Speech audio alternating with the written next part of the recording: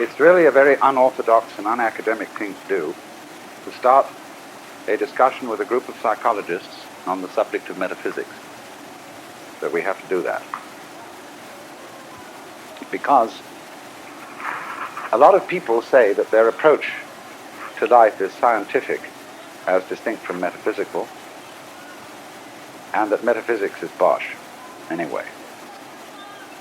But everybody, by virtue of being a human being, is willy-nilly a metaphysician. That is to say, everybody starts from certain fundamental assumptions as to what is the good life, what he wants, what are his, shall we say, axioms for living. And I find that psychologists tend to be blind to these fundamental assumptions. Maybe it's truer of psychiatrists than it is of psychologists, but they tend to feel that they are scientists. They're rather bending over backwards to have a scientific status, because that, of course, is fashionable in our age. But you know, it's so amusing that when, say, let's take psychoanalysis, for example, as pointed out to many philosophers, that their philosophical ideas are capable of being shown to have a psychoanalytic reference. For example, John Wisdom wrote a book about the philosophy of Berkeley, in which he attributed a great deal of his point of view to his experiences in toilet training as a child. The philosopher is very grateful to the psychoanalyst for revealing to him his unconscious and its emotional contents. But the psychoanalyst must in turn await a revelation from the philosopher as to his philosophical unconscious and the unexamined assumptions which lie in it.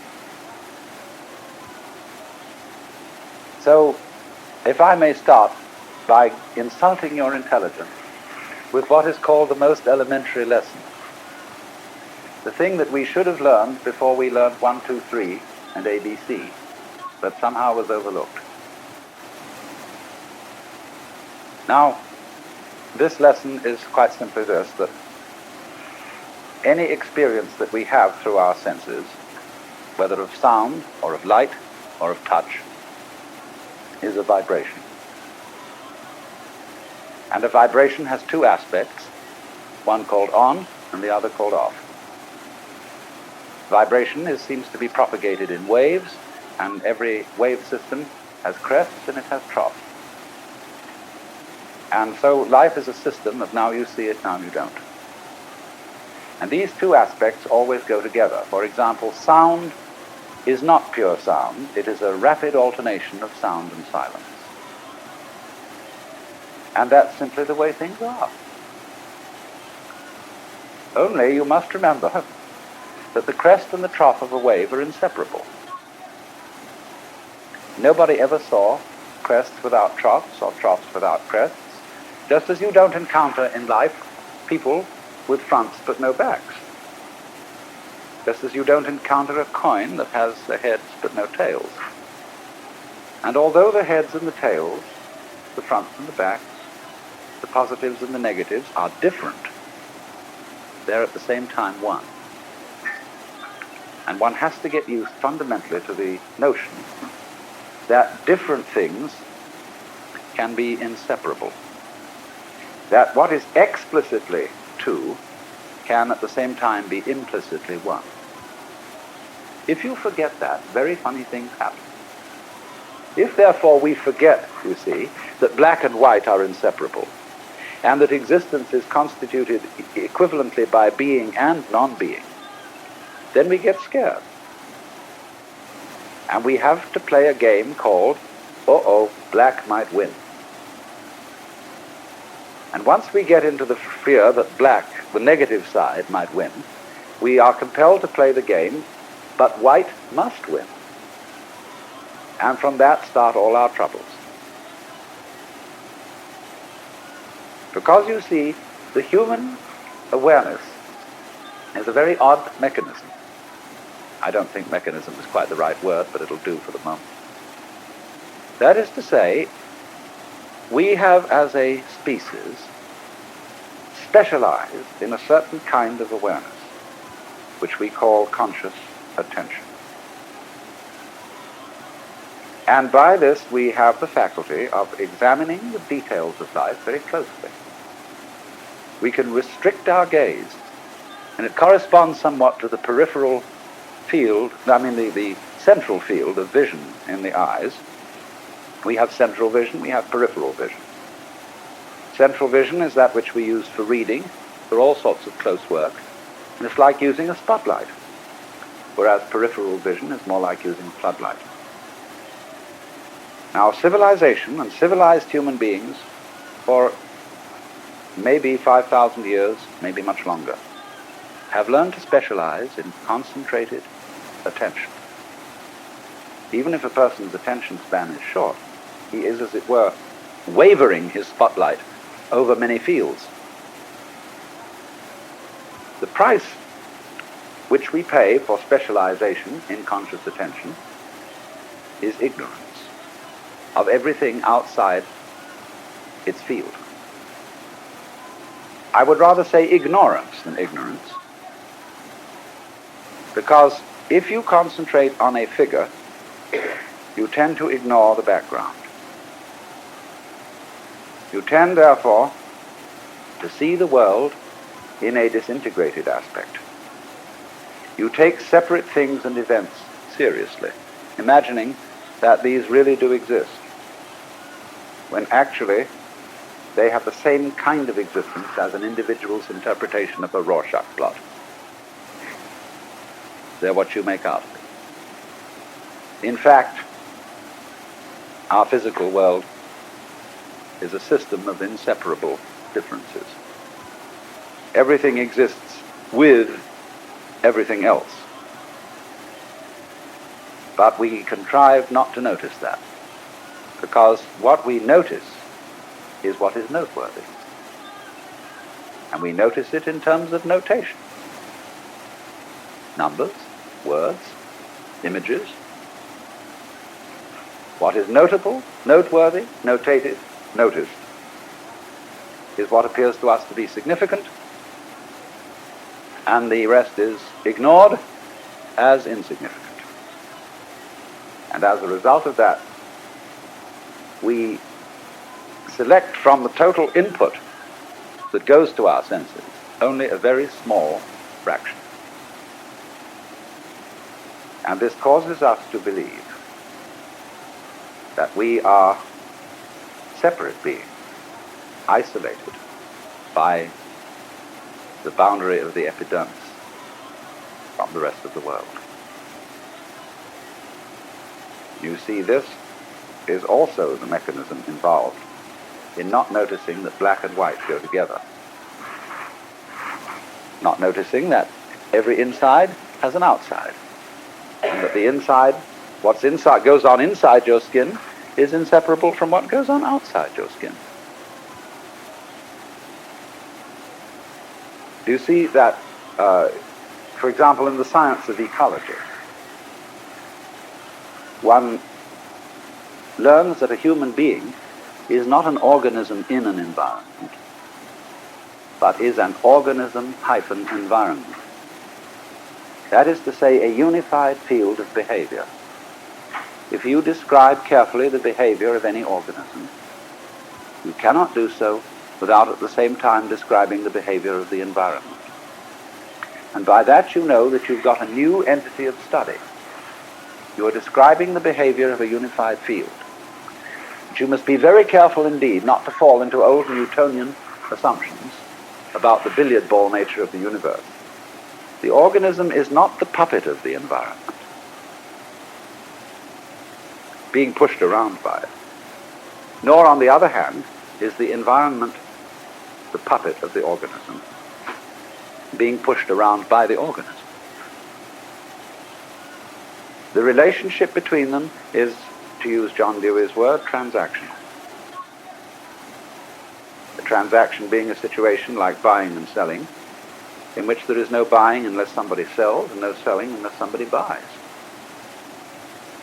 So that fundamental relationship between ourselves and the world which is in an old-fashioned way by people such as Skinner, who have not updated his philosophy, interpreted in terms of Newtonian mechanics. He interprets the organism as something determined by the total environment. And he doesn't see that in a more modern way of talking about it, we're simply describing a unified field of behavior, which is nothing more than what any mystic ever said. That's a dirty word in the modern academic scientific environment. But if a mystic is one who is sensibly or even sensuously aware of his inseparability as an individual from the total existing universe, he is simply a person who has become sensible, aware through his senses of the way ecologists see the world. So when I'm in academic circles, I don't talk about mystical experience. I talk about ecological awareness. Same thing. And so the next aspect of our metaphysical introduction must be about games. You know, I think there are really 4 questions that all philosophers have discussed from the beginning of recorded time. First is, who started it? The second is, are we going to make it? The third is, where are we going to put it? And the fourth is, who's going to clean up? When you think these over, it poses a 5th question. Is it serious? And that's the one I want to discuss. Is existence serious? Like you say to doctor, after he's looked at your X-ray picture, is it serious? What does that mean? It means, am I in danger of not continuing to survive? But the basis of it all is this, then. If we say, you must survive, or I must survive, life is earnest, and I've got to go on, then your life is a drag and not a game. Now, it's my contention and my personal opinion, this is my basic metaphysical axiom, shall we put it that way, that existence, the physical universe, is basically playful. There is no necessity for it whatsoever. It isn't going anywhere. That is to say, it doesn't have some destination that it ought to arrive at. But it is best understood by analogy with music. Because music, as an art form, is essentially playful. We say you play the piano. You don't work the piano. Why? Music differs from, say, travel. When you travel, you are trying to get somewhere. And of course, we, because being a very compulsive and purposive culture, are busy getting everywhere faster and faster and faster till we eliminate the distance between places. I mean, with the modern jet travel, you can arrive almost instantaneously. And what happens as a result of that is that the two ends of your journey become the same place. So you eliminate the distance, and you eliminate the journey. Because the fun of the journey is to travel, not to obliterate travel. So then, in music, though, one doesn't make the end of a composition the point of the composition. If that were so, the best conductors would be those who played fastest. And there would be composers who wrote only finales. People go to a concert just to hear one crashing chord, because that's the end. Same way in dancing. You don't aim at a particular spot in the room. That's where you should arrive. The whole point of the dancing is the dance. Now, but we don't see that as something brought by our education into our everyday conduct. We've got a system of schooling which gives a completely different impression. It's all graded. And what we do is we put the child into the corridor of this grade system with a kind of, come on, kitty, kitty, kitty. And yeah, you go to kindergarten, you know. And that's a great thing, because when you finish that, you'll get into first grade. And then, come on, first grade leads to second grade, and so on. And then you get out of grade school, and you go to high school, and it's revving up. The thing is coming. Then you're going to go to college. And by Jove, then you get into graduate school. And when you're through with graduate school, you go out to join the world. And then you get into some racket where you're selling insurance. And they've got that quota to make. And you're going to make that. And all the time, the thing is coming. It's coming. It's coming. That great thing, the success you're working for. Then when you wake up one day about 40 years old, you say, my God, I've arrived. I'm there. And you don't feel very different from what you always felt. And there's a slight letdown because you feel there's a hoax. And there was a hoax. A dreadful hoax. They made you miss everything by expectation. Look at the people who live to retire and put those savings away. And then when they're 65, they don't have any energy left, they're more or less impotent, and they go and rot in an old people's senior citizens community. Because we've simply cheated ourselves the whole way down the line. We thought of life by analogy with a journey, with a pilgrimage, which had a serious purpose at the end. The thing was to get to that end, success or whatever it is, or maybe heaven after you're dead. But we missed the point the whole way along. It was a musical thing, and you were supposed to sing or to dance while the music was being played. But you had to do that thing. You didn't let it happen.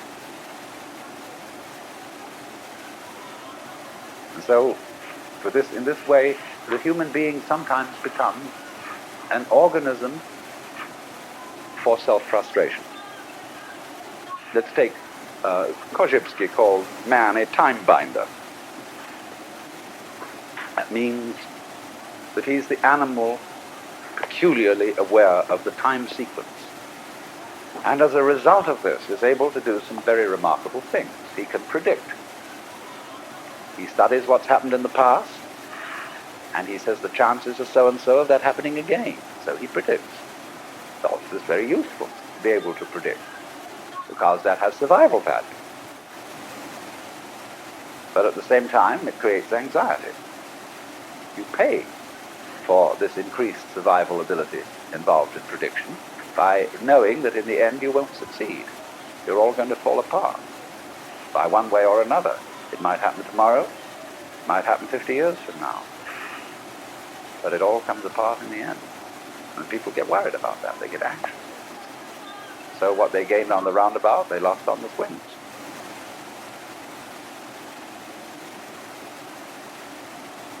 So then,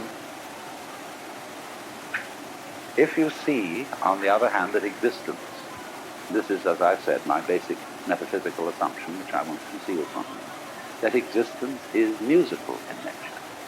That is to say that it is not serious.